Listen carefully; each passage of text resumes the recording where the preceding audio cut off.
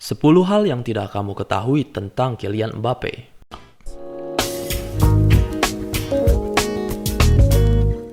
Kylian Mbappe adalah salah satu atlet paling populer di planet ini. Dia bahkan sudah menjadi salah satu pesepak bola Prancis paling terkenal dan telah memenangkan trofi Piala Dunia di usia 19 tahun. Walaupun masih sangat muda dan sudah menjadi pemain termahal kedua di sepak bola, Mbappe sudah mengantongi sejumlah trofi yang diburu banyak pemain di seumur hidup mereka. Bahkan, ia sekarang sedang dibicarakan dengan level yang sama seperti Cristiano Ronaldo dan Lionel Messi. Berikut adalah 10 fakta yang mungkin belum kamu ketahui tentang Kylian Mbappe. Lebih cepat dari Usain Bolt. Benarkah Kylian Mbappe lebih cepat dari Usain Bolt? Meski Mbappe merupakan salah satu pemain tercepat di dunia sepak bola, namun ia tidak secepat pemegang rekor dunia Usain Bolt. Selama pertandingan melawan Monaco pada 2019, Mbappe menetapkan kecepatan mengesankan. Dia mencapai kecepatan 38 km per jam dalam larinya dari garis tengah lapangan.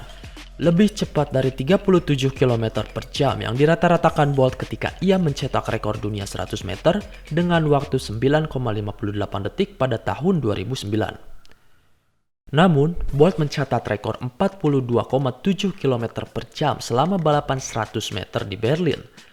Ini menunjukkan bahwa Usain Bolt hanya sedikit lebih cepat daripada Mbappe.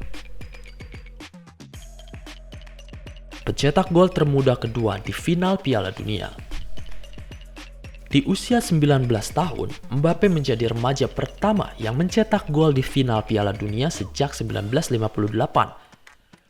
Satu-satunya sensasi remaja lain yang melakukannya adalah Pele, yang pada waktu itu berusia 17 tahun ketika ia mencetak gol kemenangan di final Piala Dunia 1958 atas Swedia. Mbappe tentu saja mencetak gol dalam kemenangan 4-2 Prancis atas Kroasia pada tahun 2018. Keluarga atlet. Kylian Mbappe bisa saja menjadi bintang bola tangan Prancis. Segalanya mungkin berbeda jika Kylian muda mengikuti jejak ibunya Faiza Lamar. Ibunya bermain bola tangan divisi 1 di Prancis pada tahun 90-an. Beruntung bagi penggemar sepak bola, ia memilih mengikuti ayahnya. Ayahnya Wilfried adalah seorang pesepak bola yang bermain untuk AS Bondy, tim lokal yang mewakili wilayah Bondy tempat Kylian Mbappe dibesarkan. Faktanya, semua keluarganya adalah atlet. Saudara angkat Mbappe, Hires Kembo Ekoko, juga merupakan pesepak bola profesional yang pernah bermain bersama Rennes dan bermain di Turki bersama Bursaspor. Lalu ada Ethan Mbappe, adik laki-laki Kylian yang diam-diam sedang naik daun dan sudah mulai berlatih bersama tim inti PSG. Keturunan Aljazair dan Kamerun. Meski Mbappe adalah salah satu pesepak bola Prancis paling terkenal saat ini, dia juga punya pilihan bermain untuk timnas Aljazair atau timnas Kamerun. Ibu Mbappe berasal dari Aljazair, sedangkan ayahnya berasal dari Kamerun. Ini memberinya berbagai peluang kewarganegaraan ketika mewakili suatu negara di panggung internasional. Namun Mbappe lahir dan besar di Prancis. Di usia belia, dia terpilih bermain di akademi bergengsi Clairefontaine dan mewakili Prancis di level di bawah umur. Dia bahkan memenangkan kejuaraan Eropa U19 bersama Prancis pada tahun 2016. Dan 2 tahun kemudian dia mengangkat Piala Dunia untuk Les Bleus. Mungkin bermain untuk timnas Prancis adalah pilihan yang tidak sia-sia untuk Mbappe. Sang murah hati. Mbappe pernah mengatakan bahwa pesepak bola menghasilkan uang yang tidak masuk akal dalam hal jumlah uang yang dihasilkan jika dibandingkan dengan pekerjaan biasa. Dan itulah penyebab ia menyumbangkan semua penghasilan Piala Dunianya sekitar 400.000 euro atau setara dengan 6,6 miliar rupiah ke sebuah badan amal anak-anak. Mbappe pernah berkata kepada majalah Time, "Bagi orang-orang seperti kami, membantu orang bukanlah hal yang besar. Itu tidak mengubah hidup saya, tetapi mengubah hidup mereka. Dan jika itu bisa mengubah hidup mereka, itu adalah kesenangan yang luar biasa." Saya memberikan uang itu ke badan amal tempat saya menjadi sponsor karena menjadi cacat adalah sesuatu yang sulit. Ini menunjukkan kepada mereka bahwa mereka dapat melakukan olahraga seperti semua orang. Itu adalah sesuatu yang dekat dengan hati saya. Di tempat ia memberikan donasi, Premiers di Kordi mendorong program olahraga untuk anak-anak yang dirawat di rumah sakit dan juga mempromosikan kesadaran disabilitas di sekolah dan bisnis. Mbappe memulai kerjasama dengan organisasi tersebut pada tahun 2017 dan telah bermain sepak bola dengan beberapa anak yang didukung oleh badan amal tersebut. Dia telah mencatatkan kenaikan gajinya yang sangat tinggi. Bahkan ia menjadi atlet dengan bayaran tertinggi jika dibandingkan dengan orang lain di dunia.